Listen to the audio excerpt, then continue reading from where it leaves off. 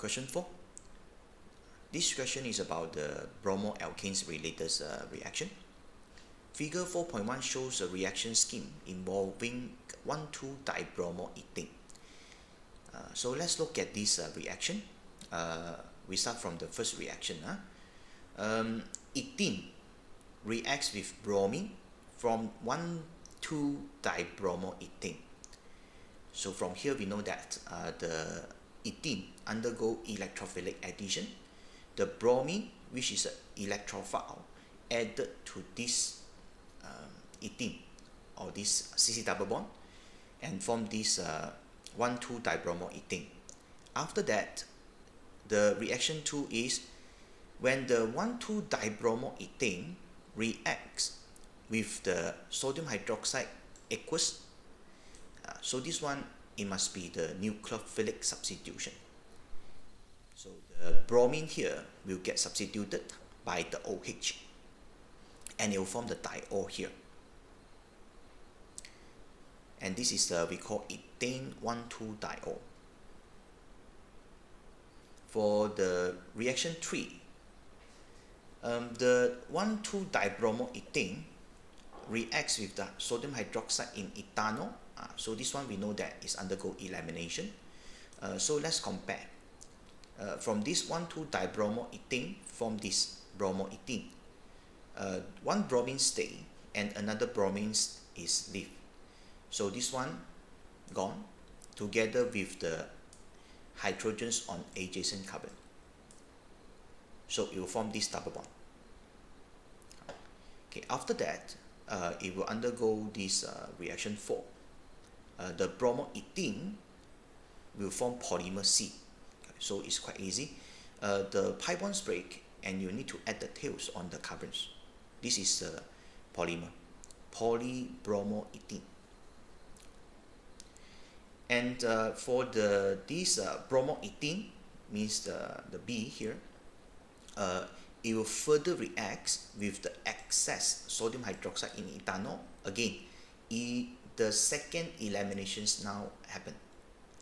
So the bromines here now need to removed or get eliminated. We will discuss further on this reaction 5. Okay, now let's see what is asking for part A. Completes the figure 4.2 to show the mechanisms of the formations of 1,2-dibromoethane in reaction 1. Of course, it started with these two species, the ethene and the bromine, and this is given. First thing that you need to do is put the dipole, partial positive and partial negative on the bromine. The partial positive bromine will get near to this double bond. Okay, so second, you need to draw one arrow from the double bond, point to the partial positive bromine. Okay, it shows that the CBr bonds form, this one. And at the same time, the bromine-bromine bonds will break. So you need to draw one arrow from this bromine-bromine bond and point to the bromine which is partial negative to show that these bonds break and these two electrons move to the bromine and it will form bromides. So after that, it will form this intermediate.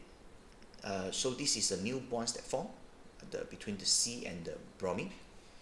And of course, because it's pi bonds, these pi bonds electrons is used to form a new bonding, and another carbon is electron deficient, so it's charge positive here, the carbocation. And bromide that leave just now, so you must draw the bromine charge negative with lone pair, this bromide. Draw one arrow from this lone pair, point to this carbocation. Means to shows that to form another CBr bond. So eventually it will form this 1,2-dibromoethane. Or you can draw the intermediates using this skeleton structure. It's okay. Part B.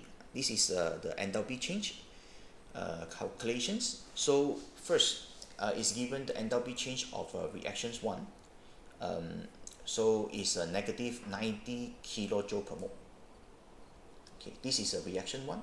The ethene, which is the reactant, now will react with the bromine and form the products 1,2-dibromoethane.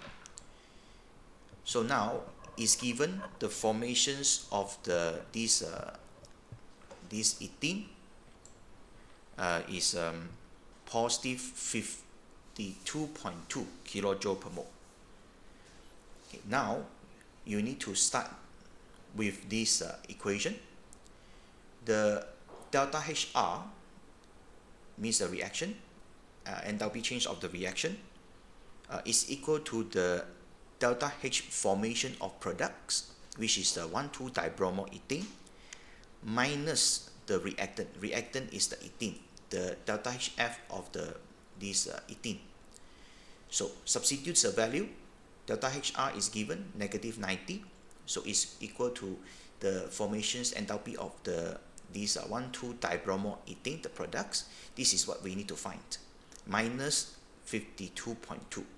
Okay, this is the reactant for the ethene.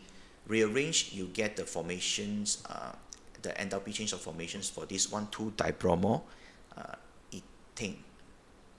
So you get negative 37.8 kilojoule per mole.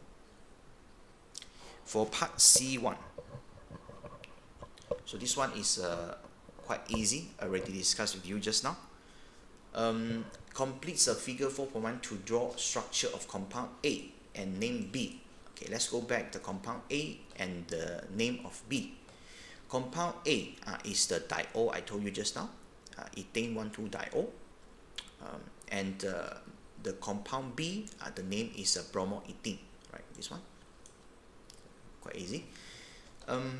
Now next part, draw the structure of one repeat unit of polymer C. Okay, I just told you the pi bonds break and you need to add the tails on the carbon. So this is a polybromoethane. Only one repeat unit here. And for the part 3, in reaction 5, compound B means the bromoethane reacts with excess sodium hydroxide in ethanol.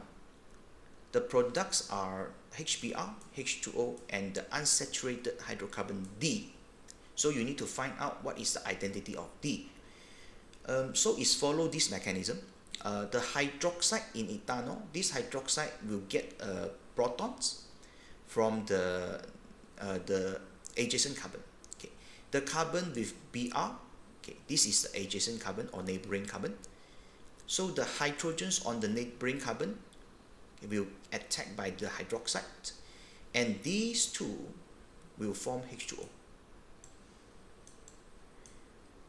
The CH bond break, and these two electrons will move to the CC bond, means between the CC here, the carbon, and it will form another bond. It will form the triple bonds here. And at the same time, the CBr bonds will break to form bromides. So therefore, the identity of D is the ethyne, the C2H2. Okay, water is okay. And this one is mentioned HBr, is a bromide. It's actually a bromide. But it doesn't matter because it's asking identity of D, the organic compound, or this hydrocarbon D. So it's ethyne. So C2H2. Okay, part D. Compound E is the only isomer of 1,2-dibromoethane. 1,2-dibromoethane. So this is compound E. So this is 1,1-dibromoethane because the two bromine bond to the first carbon, second carbon. So 1,1-dibromoethane. And alkaline hydrolysis of E will give the compound F. Compound F is ethana, CH3CHO. So this is ethana. How it's formed, you don't need to know. Just follow the statement. Part 1. Identify the type of isomerism shown between this E and the 1,2-dibromoethane. This is 1,2-dibromoethane. This is 1,1-dibromoethane. The bromines bond to the different carbon. Means this is same carbon, this is different carbon. Means it's positional, different position. Okay, name the part 2. Name the homologous series of that F belongs to. The homologous series is aldehyde. The carbonyl is the functional group. When they ask functional group, you say carbonyl. Homologous series is aldehyde. Follow the latest syllabus. So this is the difference between the functional group and homologous series.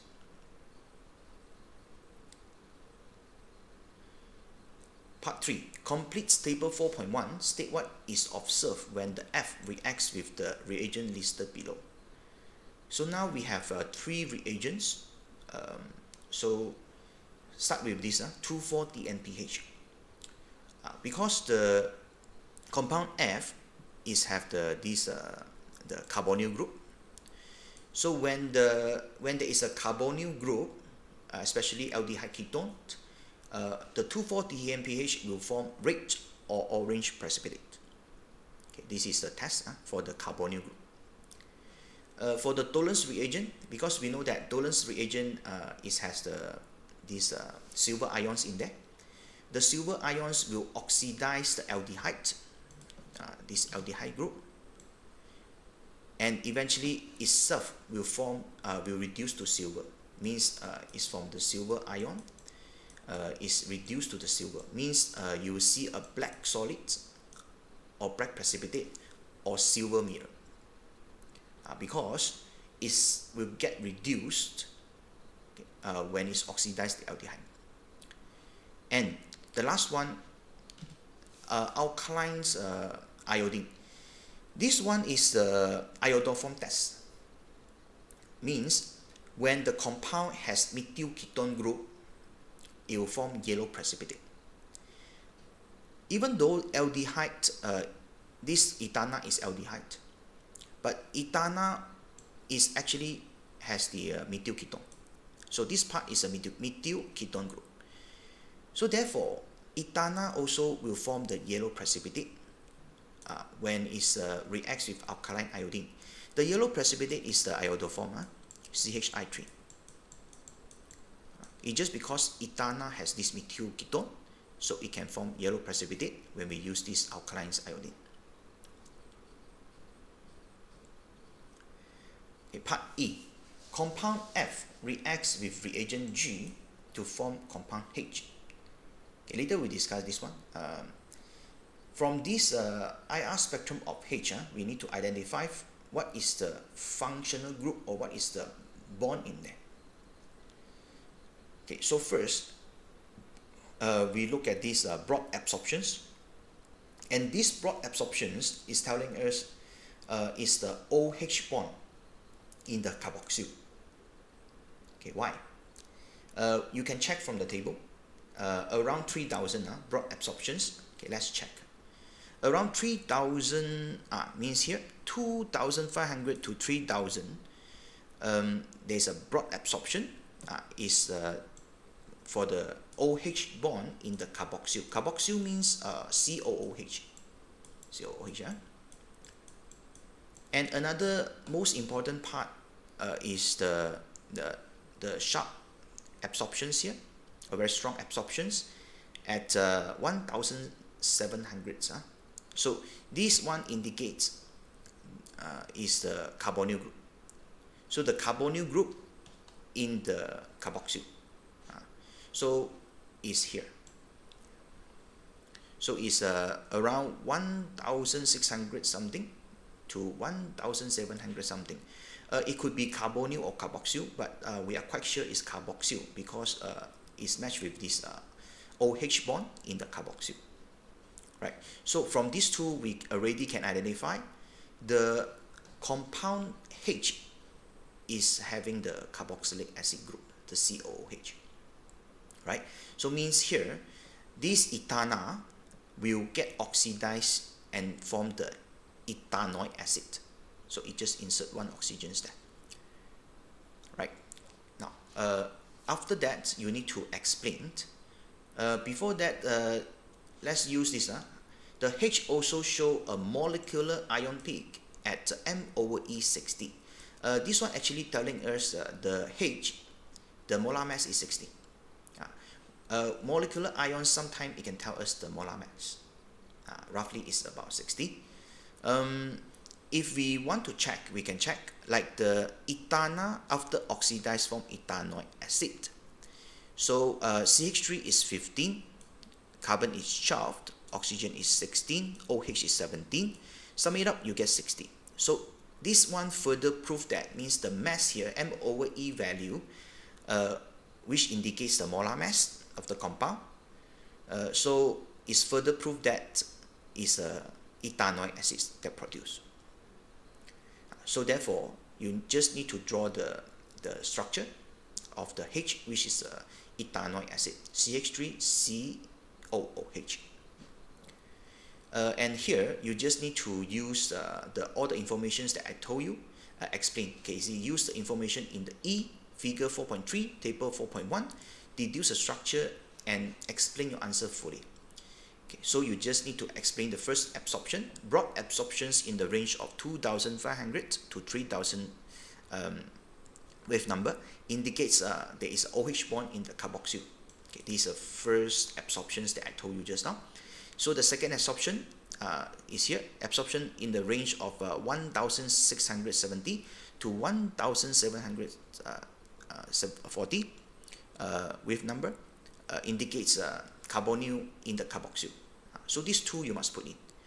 And of course, you can put this, the molecular ion at this MOA value, it shows that its molar mass actually is 60, which is the carboxylic acid, means the ethanoic acid. Last part, suggest the role of reagent G. So it's oxidizing agent. Let's move back here, reagent G. So from this ethana, now form this ethanoic acid. So the G must be oxidizing agent. Insert one oxygens to this ethana, right? So you just need to put here oxidizing agent. Okay, that's all. Thank you.